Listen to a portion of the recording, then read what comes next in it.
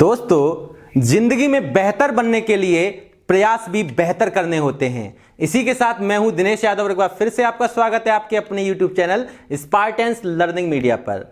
In this video lecture we are going to learn about relation between molar conductivity and equivalent conductivity. Previous lecture में हमने इन दोनों के बारे में पढ़ा कि मोलर कंडक्टिविटी क्या होता है, क्या इसका फॉर्मूला होता है, क्या इसकी यूनिट होती है, और इक्विवेलेंट कंडक्टिविटी भी पढ़ा। तो इस वीडियो में हम लोग क्या देखने जा रहे हैं, इन दोनों के रिलेशन को। तो हेडिंग डाल रिलेशन बिटवीन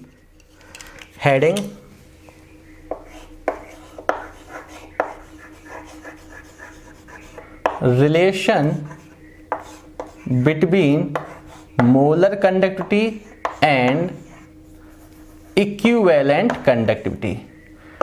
दोनों टर्म को हमने प्रीवियस वीडियो लेक्चर में देख लिया। जिन बच्चों ने लेक्चर को नहीं देखा है, मोलर कंडक्टिविटी क्या होता है, इक्विवेलेंट कंडक्टिविटी क्या होता है, तो पहले उस लेक्चर को देखें, उसके बाद आप रिलेशन आसानी से समझ सकते हैं। जल्दी से देखें। Since we know that molar conductivity equal, क्या हम लोगों ने पढ़ा था, कप्पा इंटू 1000 अपॉन मोलैरिटी। इसको इक्वेशन फर्स्ट कर लें। इसी तरीके से एंड इक्विवेलेंट कंडक्टिविटी क्या होता है, कप्पा इंटू, कप्पा क्या है, कंडक्टिविटी को रिप्रेजेंट कर रहा है, अपॉन नॉर्मेलिटी। इक्विवेलेंट है तो नॉर्मेलिटी और मोलर है तो मोलैरिटी। यहां पे हमने इसको क्या मान लिया, सेकंड इक्वेशन। अब हम लोग क्या करेंगे, divide equation first by equation second. तो इक्वेशन फर्स्ट को इक्वेशन सेकंड से डिवाइड कर दो, ठीक है। तो लैम्डा एम अपॉन क्या आ जाएगा, लैम्डा ई क्यू। अब यहां पे क्या आने वाला है, kappa into 1000 upon molarity upon kappa into 1000 upon normality. ये भी कंडक्टिविटी किसकी है, 1 ml सॉल्यूशन की। ये भी कंडक्टिविटी किसकी है, 1 ml सॉल्यूशन की। मैंने जब पिछले वीडियो लेक्चर में इस चीज को बताया था। ये कांस्टेंट है, 1000 कैंसिल आउट हुआ। क्या बचा अपने पास, molar conductivity upon equivalent conductivity. Normality कहां पहुंच जाएगी, ऊपर, तो यहां आ जाएगा नॉर्मेलिटी अपॉन मोलैरिटी। तो ये भी एक रिलेशन है, आप इसको भी बॉक्स में रख सकते हैं। कभी कभार क्या होता है, इन चारों में से molar conductivity, equivalent conductivity, normality और मोलैरिटी में से चारों में से कोई एक चीज अननोन होगी तो आपको उसको फाइंड आउट कर लोगे। और यहां से आगे भी रिलेशन को बढ़ा सकते हैं हम लोग। कैसे, अब यहां पे आप देखें, नाउ अगर मैं बात करूं molar conductivity upon equivalent conductivity की, तो यहां पे आप देखें कि नॉर्मेलिटी क्या होता है। अगर आपने रिलेशन पढ़ रखा है तो सिंस नॉर्मेलिटी इक्वल होता है मोलैरिटी इनटू बैलेंसी फैक्टर। हम लोगों ने इसको रिलेशंस में पढ़ रखा है सॉल्यूशन चैप्टर में, जब हमने कंसंट्रेशन टर्म्स के रिलेशंस को देखा था। जिन बच्चों ने नहीं देखा तो वो देख के जरूर आए। ये हमारा क्या होता है, बैलेंसी फैक्टर। हम लोग इसको बैलेंस फैक्टर बोल दो या बैलेंसी फैक्टर बोल दो, ठीक है। तो यहां से नॉर्मेलिटी के प्लेस पे क्या आ सकता है, molarity into valency factor upon molarity. अब यहां से आपने देखा मोलैरिटी से मोलैरिटी कैंसिल आउट हुआ, तो यहां पे क्या बचा अपने पास, molar conductivity upon equivalent conductivity equal valency factor. तो ये भी हमारा क्या एक फॉर्मूला है, ठीक है ना। इसको ऐसे भी कुछ लोग लिखा हुआ मिल जाता है, molar conductivity upon equivalent conductivity, और ये क्या हो जाता है, बैलेंसी फैक्टर, बैलेंस फैक्टर या बैलेंसी फैक्टर, ठीक है। अब बात आई कि ये भी हमारा, और यहां से हम इसको ऐसे भी लिख सकते हैं। कैसे लिख सकते हैं कि molar conductivity equal valency factor into equivalent conductivity. भाई इस चीज को अब इधर ले जाएंगे, डिवाइड से तो कहां पहुंचेगा, मल्टीप्लाई में पहुंच जाएगा। तो यहां से क्या होगा, अगर आपको इक्विवेलेंट कंडक्टिविटी पता है, बैलेंसी फैक्टर हम लोग निकालना जानते हैं। जैसे H2SO4 को डिसोशिएट कराते हैं तो 2H प्लस का SO4 2- कोई भी पॉजिटिव या नेगेटिव आप क्या देख सकते हैं, उसका चार्ज देख सकते हैं, टोटल चार्ज। तो मैग्नीट्यूड में लिया जाता है, प्लस माइनस नहीं लिखेंगे यहाँ पे। तो मोलर कंडक्टिविटी इक्वल क्या होगा, valency factor into equivalent conductivity. ये भी एक रिलेशन यहाँ से किसी भी फॉर्म में लिख सकते हो, सभी हैं तो एक ही चीज। अब यहाँ से एक चीज और आती है, कुछ जगह पे ऐसा भी लिखा मिल सकता है ये। और अगर मैं बात करूं यहाँ पे एक चीज और बताइए मेरे को, अगर मैं इसी फॉर्मूले से बात करूं, इस वाले फॉर्मूले से, यहाँ से मैं थोड़ा अलग और थोड़ा सा बताना चाहता हूँ, क्योंकि बुक्स में अलग अलग फॉर्म में फॉर्मूले दिए होते हैं तो बच्चों को ये कन्फ्यूजन ना हो कि एक्चुअल में है क्या। जबकि मैं बता दूं, अगर आपको इतना भी पता है ना, ये वाला डिवाइड करने के बाद ये पता है तो ये सब भी पता हो जाएगा, सिंपल चीज नॉर्मलिटी का रिलेशन। अब कुछ बच्चों को ये ना पता हो कि नॉर्मलिटी इक्वल ये चीज कैसे आई, तो यार ये चीज भी यही मैं क्लियर कर दे रहा हूं, फिर भी आप इस वीडियो को पूरा देखेंगे तो और अच्छा लगेगा, जो वीडियो मैंने इसके लिए ही बनाया था पर्टिकुलर। तो नॉर्मलिटी में हम लोगों ने मोलरिटी में पढ़ रखा है, अगर मैं नॉर्मलिटी और मोलरिटी को देखूं तो मोलरिटी मेरा क्या होता था, यहां पे अगर देखेंगे नॉर्मलिटी क्या होता है, नंबर ऑफ ग्राम इक्विवेलेंट, ठीक है, gram equivalent upon volume of solution in litre.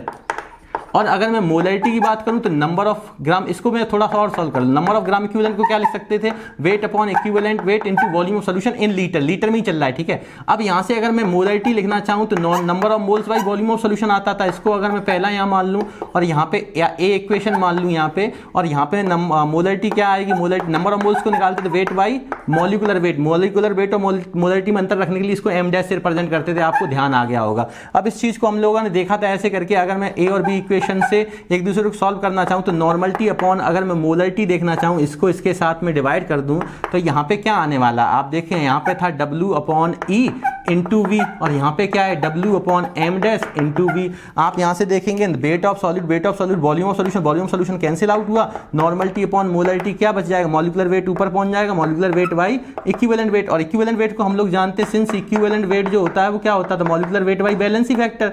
और यहां से अगर मैं इस चीज को रख दूंगा तो यहां पे नॉर्मलिटी अपॉन मोलरिटी इक्वल क्या आ जाएगा, molecular weight by equivalent weight को क्या लिख सकते हैं, molecular weight by valency factor ऊपर पहुंच जाएगा, मॉलिक्यूलर वेट से मॉलिक्यूलर वेट कैंसिल आउट हो जाएगा। तो नॉर्मलिटी अपॉन यहां पे क्या देख सकते हैं कि नॉर्मलिटी अपॉन मोलरिटी क्या आ जाएगा, बैलेंसी फैक्टर, तो नॉर्मलिटी इक्वल क्या आ जाएगा, x इंटू मोलरिटी। तो ये चीज मैं पहले ही बता चुका हूं, इसके लिए कोई नई चीज नहीं है।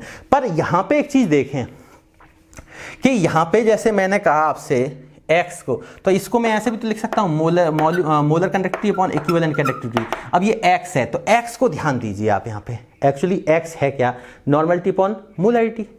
अब यहां पे अगर मैं इस चीज को ऐसे लिखना चाहूं कहीं पे भी, कि कहीं पे ऐसे भी लिखा मिल सकता है molecular weight by equivalent wait, तो आप घबराना नहीं वहां पे, क्योंकि आपको ये चीज कहां नजर आ रही है, देखो यहां पे नजर आ रही है molecular weight by equivalent wait, देखो ये नजर आ रही है। और इसी चीज को ओवरऑल बाद में हमने जब सॉल्व किया तो यही चीज किसके इक्वल आई थी, x। तो x के प्लेस पे वो लोग अगर उल्टा इसको देखेंगे, इसको उल्टा देख के चलेंगे हम लोग, तो ये चीज molecular weight by equivalent wait भी आ सकता है, क्योंकि अगर इसको सॉल्व करिए वापस से ये चीज आ जाएगी। तो किसी बुक में ऐसे लिखा हो, ये रिलेशन दिया हो, ऐसे लिखा हो, बैलेंसी फैक्टर को x से रिप्रेजेंट ना करके वो BF मतलब बैलेंसी फैक्टर लिख सकते हैं, या इसको मल्टीप्लाई में इस तरीके से दे दिया हो, या हो सकता है वो ऐसे करके देखें कि इक्विवेलेंट वेट को अगर मैं यहां से निकालना चाहूं तो इक्विवेलेंट वेट क्या हुआ, इक्विवेलेंट वेट गया कहां पे, इक्विवेलेंट वेट अगर मल्टीप्लाई में पहुंचा तो बैलेंसी फैक्टर लैम्डा m के अपॉन में आ जाएगा।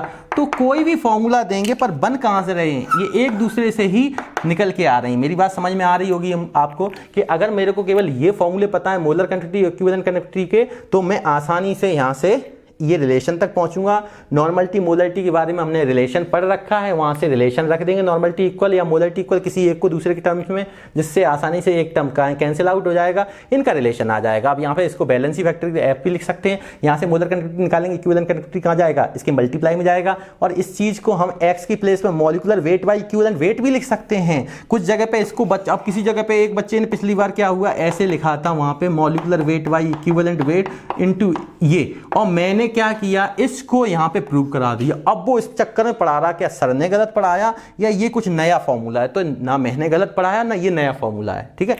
मैंने आपको ये बताया जब x किसके प्लेस पे आया था, molecular weight by equivalent weight को ही मैंने x कैसे निकाला वो आपको दिखाया, तो x के प्लेस पे भी आ सकता है, और जब ये आ सकता है तो इसको अगर मल्टीप्लाई में ले जाएंगे तो ये भी आ सकता है। तो कोई भी फॉर्म आपके पास लिखी हो आप आसानी से एक फॉर्म ध्यान रखें, कोई भी, चाहे ये ध्यान रख लें चाहे ये ध्यान रखें।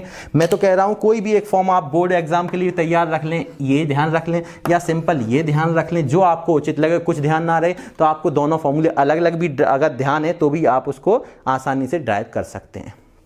तो ये था this is the required relation between the, मैं यहां पे लिख दूं this is required relation between them या relation between molar conductivity and equivalent conductivity, ठीक है। इस चीज को ध्यान देना, एक बार जल्दी से देख लें आप लोग।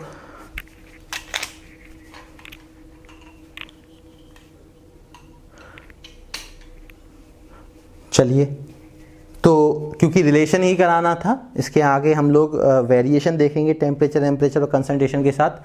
तो आपने कल पढ़ा मोलर कंडक्टिविटी और इक्विवेलेंट कंडक्टिविटी के बारे में, और आज इस लेक्चर में हम लोगों ने क्या देखा, इसका रिलेशन। उम्मीद है कि आपको ये चीज़ क्लियर हो चुकी है, और इससे रिलेटेड जब हम लोग न्यूमेरिकल्स भी करेंगे तो और चीज़ें भी क्लियर हो जाएंगी। एक्चुअली न्यूमेरिकल पूछा कैसे जाता है और किस फॉर्मूले का ज़्यादा यूज बोर्ड एग्जाम में होता है। और क्योंकि मैंने इतनी सारे एक से दूसरा, दूसरे से ये, एक से दूसरे से लिंक कनेक्टिविटी दिखा दी कि किसी भी राइटर की आप किताब पढ़ते हैं तो इन्हीं में से कुछ ना कुछ आपको नजर आएगा, ठीक है। और वो एक दूसरे से कनेक्टिविटी करके ही आया, एक दूसरे से रिलेट कर रहा है। और रिलेशन कहीं ना कहीं पुराने जो हम लोग लेक्चर पढ़ चुके हैं, इसलिए क्यों सॉल्यूशन को पहले कंसंट्रेशन को पढ़ाया गया था, क्यों इलेक्ट्रो को बाद में रखा गया, ये धीमे धीमे आपको चीजें समझ में आने लगी कि बुक्स में भी चैप्टर को किस चैप्टर के बाद क्यों रखा जाता है।